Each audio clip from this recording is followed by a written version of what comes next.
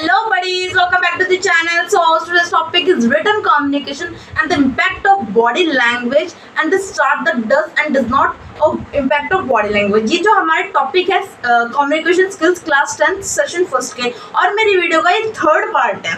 आज हम जो टॉपिक है बोर्ड पे लिखे हुए इन टॉपिक्स को समझेंगे। सबसे पहला written communication pros and cons, मतलब advantages and disadvantages. Pros, first of all clarity, second point is permanent record, third wide distribution, fourth thoughtful response. First meaning is clarity. जब हम कोई सामने वाले पर्सन को मैसेज देते हैं तो उसमें क्या होता है, उसकी भी क्लियरिटी बढ़ती है, उसको भी जल्दी मैसेज समझ में आता है और हमें भी जल्दी मैसेजेस जो हमें लिख पाते हैं और हम सामने वाले इंसान को दे पाते हैं और उसको भी जल्दी से वो चीज़ समझ में आ जाती है रिटन फॉर्म में, रिटन कम्युनिकेशन में। And the second point is permanent record. In future अगर हमें उस रिकॉर्ड की ज़रूरत पड़ जाए, उस मैसेज की जरूरत पड़ जाए तो वो हमारे पास रिटन फॉर्म में अवेलेबल होगा और उस चीज़ को हम यूज़ कर पाएंगे जहाँ पे हमें उस चीज़ को यूज़ करना है। परमानेंट रिकॉर्ड अवेलेबल होगा। And third point is wide distribution. देखो, अगर हमें कोई भी मैसेज बहुत सारे लोगों में पहुंचाना, बहुत सारे पीपल्स, मोर पीपल्स में पहुंचाना है तो हम उस मैसेजेस को जो डिस्ट्रीब्यूट कर पाएंगे, दे पाएंगे। ये हमारा थर्ड पॉइंट है, wide distribution. And the fourth point is thoughtful response.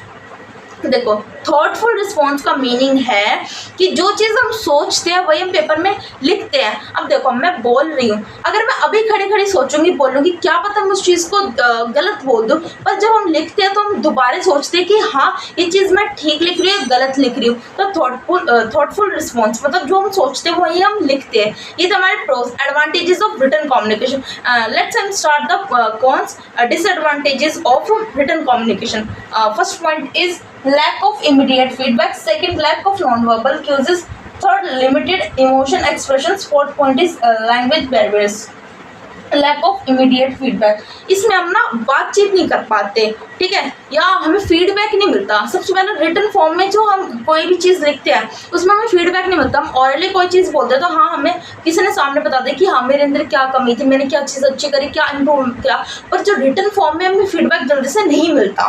And the second point is lack of non verbal क्यूजेस।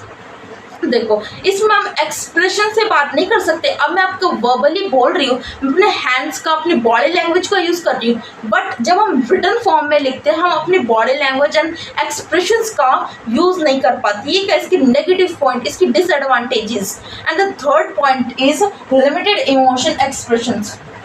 मतलब हम रिटन फॉर्म में अपने फीलिंग्स, अपने इमोशंस को जो एक्सप्रेस नहीं कर पाते, ठीक है, ना हम कंफर्टेबल होते। अगर हम कोई चीज़ सामने से बताओ और हम रिटन फॉर्म में कोई भी हो अपने एक्सप्रेशंस को जो है बता नहीं पाता। And the fourth point is language barriers. देखो, अगर डिफरेंट लैंग्वेजेस है तो हमारा रिटन फॉर्म कोई काम का नहीं है। अब देखो, यहाँ पे बैठे तमिल के लोग, यहाँ कर्नाटक के, यहाँ हिंदू धर्म बैठे, मुस्लिम धर्म। अब यहाँ पे अलग अलग लैंग्वेजेस हैं। अब हमें अपना मैसेज पहुँचाना है।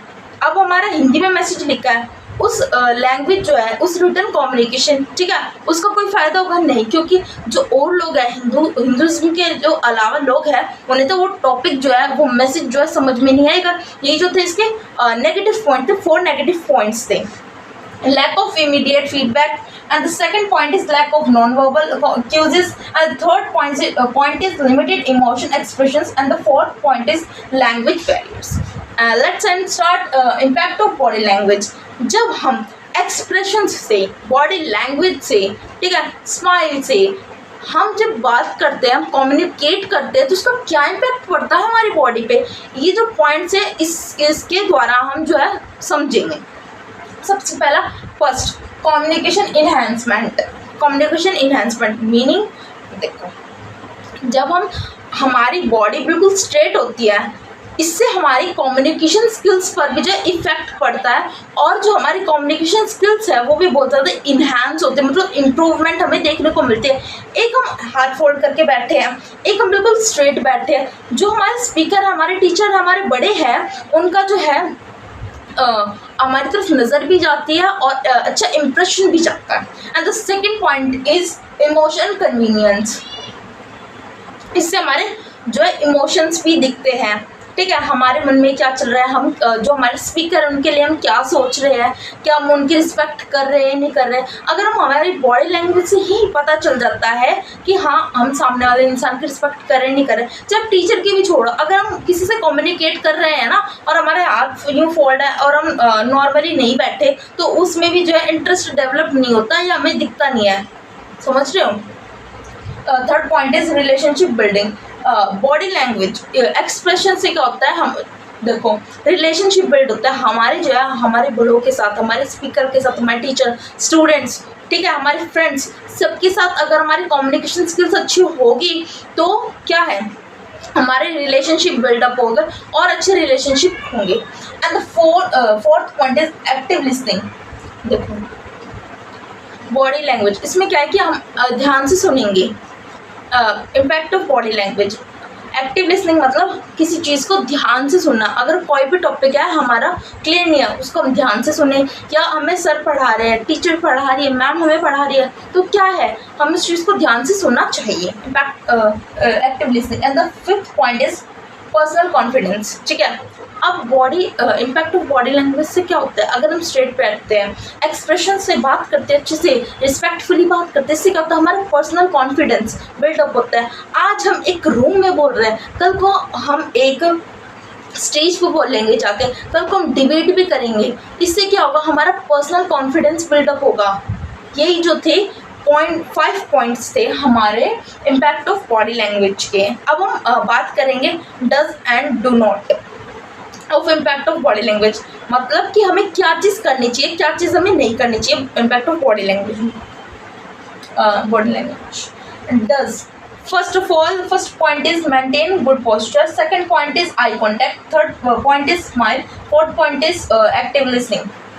देखो सबसे पहले हम पॉजिटिव पॉइंट्स की बात करेंगे, क्या चीज़ हमें फॉलो करनी चाहिए, क्या रूल हमें फॉलो करना चाहिए। मेंटेन आई कॉन्टैक्ट, देखो sorry maintain good posture, first point is maintain good posture.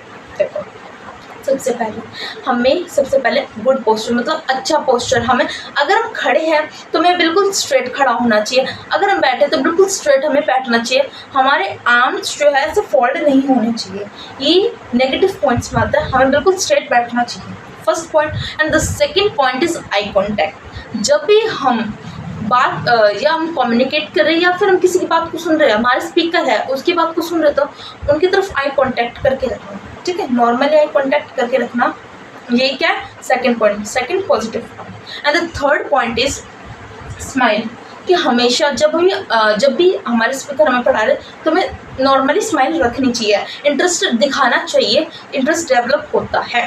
And the fourth point is active listening, और हमें एक्टिव लिसनिंग करनी चाहिए, मतलब जो भी हमें टॉपिक पढ़ाया जा रहा है उसे ध्यान से सुनना चाहिए, एक्टिव होके उस चीज़ को सुनना चाहिए।